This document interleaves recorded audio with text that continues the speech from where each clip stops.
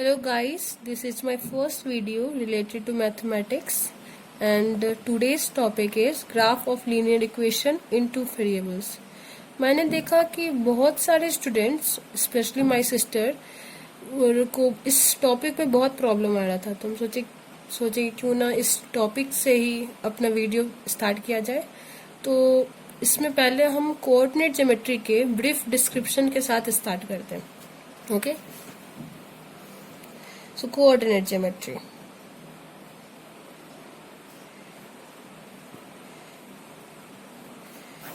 इसके ज्यादा डेफिनेशन में नहीं जाएंगे, लेकिन as the word suggest it is geometry of coordinates.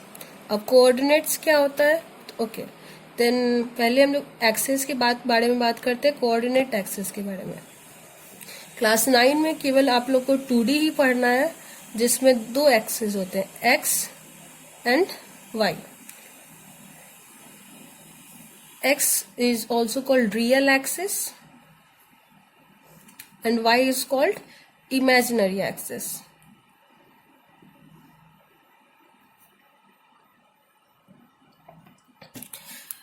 To D means what? कि हम 3D इन्वायरमेंट में रहते हैं, जहां जिसका हाइट होता है, डेप्थ होता है और ब्रेथ होता है। लेकिन 2D में सिर्फ आपका लेंथ होता है और ब्रेथ होता है।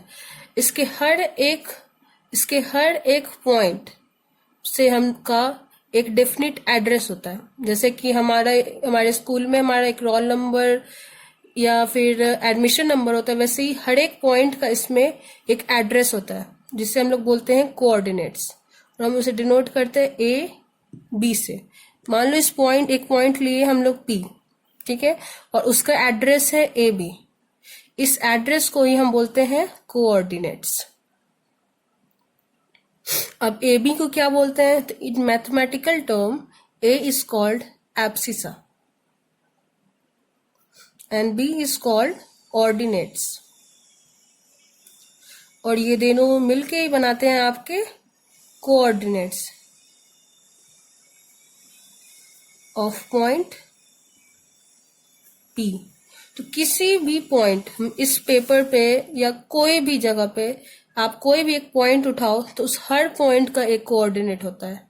कोई भी पॉइंट, चाहे ये वो एक्स पे हो या फिर इस ओरिजिन पे हो, ओरिजिन का कोऑर्डिनेट्स होता है 0,0, और या फिर इस अगर एक्सिस पे बात करते हैं कि उसका कोऑर्डिनेट क्या होता है। ओके, तो मान लो ये एक्सिस है, ठीक है, तुम ये क्या है? ये ओरिजिन, ठीक, ये 1, ये 2 या 3 आगे आगे मूव करते जाएगा आपका, ठीक है, ये 1 ये 2 वैसे आगे मूव करते जाएगा। तब कोई पॉइंट आप लिए यहाँ 1 और 2 के बीचों बीच। अब इसका कोऑर्डिनेट क्या होगा? तुम कोऑर्डिनेट वैसे अब पूछो एब्सिसा होता क्या है, ऑर्डिनेट्स क्या होता है? तो एब्सिसा क्या है? आपका परपेंडिकुलर डिस्टेंस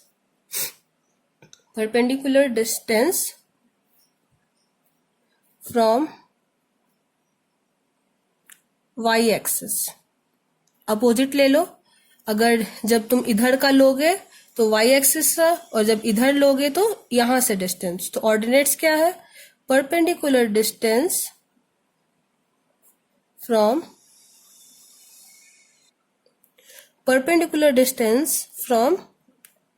x एक्सिस, ठीक है।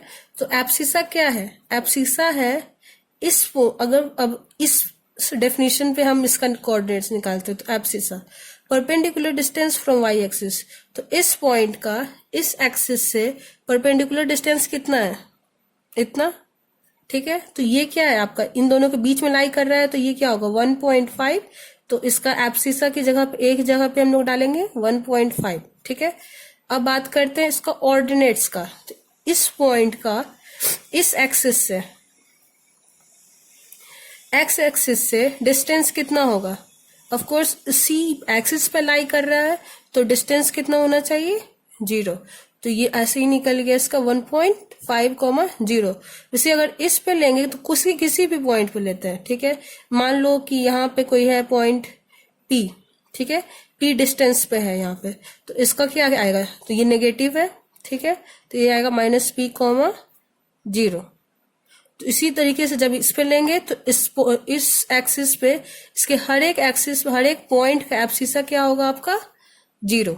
ठीक है, तो ये था basic description about coordinate geometry. इसका बहुत इंपॉर्टेंस आएगा जब हम लोग ग्राफ प्लॉट करना चाहेंगे, तब बहुत ज्यादा इसका इंपॉर्टेंस होता है। ठीक है, अब हम अपने मेन टॉपिक में आते हैं जो कि है ग्राफ ऑफ लीनियर इक्वेशन। तो इसमें मैं एक एग्जांपल लेके पहले बताती हूँ। ओके, चलो एक एग्जांपल लेते हैं। मान लो x plus y equals to 4। ठीक है, ये आपका एक लीनियर वेरिएबल है। ठीक है, लीनियर इक्वेशन है आपका 2 वेरिएबल्स में। इसमें 2 वेरिएबल है x और ये दोनों क्या है वेरिएबल, और ये आपका कांस्टेंट। ठीक है, तो फर्स्ट स्टेप हम बताते हैं। फर्स्ट स्टेप में आपको करना क्या है। ठीक है, x plus y equals to 4। तो सबसे इजी नंबर क्या होता है किसी भी चीज के लिए, सब्ट्रैक्ट करने के लिए या फिर आपको ऐड करने के लिए, मल्टीप्लाई करने के लिए, किसी भी चीज के लिए सबसे इजी नंबर होता है 0। ठीक है, तो एक बार x के जगह पे पुट करो x इक्वल्स टू 0। ठीक है, क्योंकि 0 से सब्ट्रैक्ट करना कुछ भी करना बहुत इजी होता है, इसलिए हम लोग 0 फर्स्ट में कंसिडर करते हैं। ठीक है, पुट x इक्वल्स टू 0। तो अगर हम x इस इक्वेशन में x को वैल्यू 0 रख दें तो y का वैल्यू क्या आएगा आपका 4। ठीक है, और अब सेकेंड केस में करो put y equals to 0। y का वैल्यू 0 कर दिए हम, तो x का वैल्यू आ गया 4। तो हमने 2 पॉइंट मिला, एक मिला हमें 4,0 और एक पॉइंट मिला हमें, मान लो इसको मान लेते हैं a, ये हो गया पॉइंट b 0,4। अब एक बहुत इंपॉर्टेंट क्वेश्चन आप सभी से, ये कोई भी लाइन सेगमेंट या लाइन को ड्रॉ करने के लिए हमें कितने पॉइंट चाहिए मिनिमम। अगर हम एक पॉइंट ड्रॉ करते हैं, ठीक है, तो हम इससे कितने लाइंस ड्रॉ कर सकते हैं, ऐसे कर सकते हैं, ऐसे कर सकते हैं, ऐसे कर सकते हैं। तो किसी एक पॉइंट से इनफाइनाइट लाइन पास कर सकते हैं। ठीक है, तो अगर हम लोग को इसका ग्राफ ड्रॉ करना है, एक यूनिक ग्राफ जो कि केवल इस इक्वेशन को सेटिस्फाई करे, तो हम एक पॉइंट से नहीं होगा, क्योंकि एक पॉइंट से इनफाइनाइट लाइन पास करता है। तो हमें मिनिमम कितने पॉइंट्स चाहिए 2 पॉइंट्स, इसीलिए हम 2 पॉइंट्स। आप चाहे तो अगर आपके पास ज्यादा टाइम है और आप एक्सपेरिमेंट करना चाहते हैं तो आप 3 पॉइंट भी जब ड्रॉ करेंगे तो सेम ही लाइन आपका बनेगा। ठीक है, तो अगर टाइम बचाने के लिए ही हम मिनिमम 2 पॉइंट चाहिए किसी भी ग्राफ को ड्रॉ करने के लिए। आगे भी चलकर बहुत सारा ग्राफ आएगा आपके पास, जब आप आगे 10, 11, 12 में जाएंगे तो बहुत सारा ग्राफ आएगा, उसके लिए भी केवल 2 पॉइंट चाहिए होगा, तो आप अगर सिंपल ग्राफ को इजिली ड्रॉ कर पाएंगे। ठीक है, तो हमारे पास 2 पॉइंट है 4,0, 0,4। ठीक है, अगेन आप कोऑर्डिनेट एक्सिस ड्रॉ कीजिए। एग्जाम में आपको याद रखिए कि हमेशा स्केल और पेंसिल से ही ड्रॉ कीजिए, क्योंकि एक बार हम भी पेन से ड्रॉ किए थे और मेरा मार्क्स कट गया था, इसलिए पेंसिल से ही ड्रॉ कीजिएगा और विथ यूजिंग स्केल। ओके, सो अब हम इसे मार्क कर देते हैं। देखो 4 है तो हम 4 तरह ड्रॉ करेंगे तो हो जाएगा इजिली 1 2 3 4 1 2, ये गैप इक्वल होना चाहिए एग्जाम में 3 4। ठीक है, तो अब लोकेट करने का बारी है। पॉइंट ए है, ये पॉइंट बी है। ठीक है, तो 4,0 4 मीन्स व्हाट, वाई एक्सिस से डिस्टेंस आपका होना चाहिए 4। तो ऐसा ये कौन सा लाइन होगा जिस प्रकार की वाई एक्सिस से डिस्टेंस आपका इस पे है, तो ये होगा यहाँ पे। ठीक है, और एक्स एक्सिस से डिस्टेंस कितना होना चाहिए 0। तो ऑफ कोर्स ये इस लाइन पे करेगा, क्योंकि हम जब भी बोले थे जब ये 0 हो तो इस पे लाई करेगा और जब ये 0 हो तो इस पे लाई करेगा। ठीक है, वैसे ये इस पे लाई करेगा। अब ये दोनों पॉइंट को स्केल से आप मिला दीजिए। ठीक है, अब देखो बना के कोई भी और लाइन है जो इस 2 पॉइंट से पास करेगा, ऐसा कोई लाइन नहीं होगा। आप एक्सपेरिमेंट कर सकते हैं, लेकिन ऐसा कोई लाइन होगा। तो ये एक यूनिक ग्राफ है जो कि डिनोट करता है x plus y equals to 4 को। So it is such a simple process, now you understand it. Okay, तो ये यहां तक जाएगा, ये केवल इतनी दूर लाई नहीं करेगा, तो आप जितनी दूर बढ़ाते जाइएगा ये ग्राफ आते जाएगा, ठीक है। और कोई भी पॉइंट को तुम चाहो तो जब तुम वैल्यू स्केल से बनाओगे तो कोई भी एक पॉइंट पकड़ो और इस पे रखो, तो देखोगे कि सारा पॉइंट जो इस लाइन पे लाई करेगा वो इस इक्वेशन को सेटिस्फाई करेगा। तो अब एक और थोड़ा कॉम्प्लेक्स प्रॉब्लम हम लेते हैं, लास्ट प्रॉब्लम, ओके। सो एक थोड़ा कॉम्प्लेक्स हम लिए हैं। अब वही सेम प्रोसेस, इसको बॉक्स में बनाओ,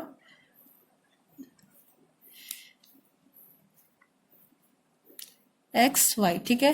वही सेम प्रोसेस कीजिए। अगर आप चाहे तो आप 1 2 3 भी पुट कर सकते हैं, लेकिन इजी होता है 0, इसलिए आदमी 0 पुट करता है, ओके। तो एक्स का वैल्यू हम जब 0 पुट करेंगे, यहाँ पे एक्स का वैल्यू 0 रख दिए, तो वाई का वैल्यू क्या आएगा, -3। वैसे ही जब वाई का वैल्यू 0 पुट करेंगे तो एक्स का वैल्यू क्या आएगा, 4, ठीक है। यहाँ पे 0 पुट कर दिए, एक्स का वैल्यू आपके आ गया 4। तो हमें 2 पॉइंट्स मिला। Again A is what, 0, -3 and B is 4, 0। फिर से सेम प्रोसेस से आप कोऑर्डिनेट एक्सेस ड्रॉ कीजिए।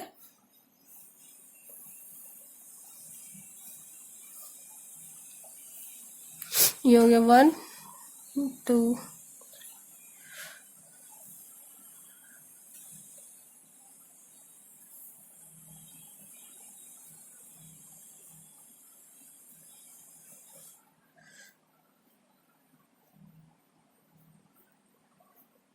ठीक है। अब 0, -3, तो ये 0 है, तो आपको पता चल ही रहा होगा कि वाई एक्सिस पे लाई करेगा, ठीक है।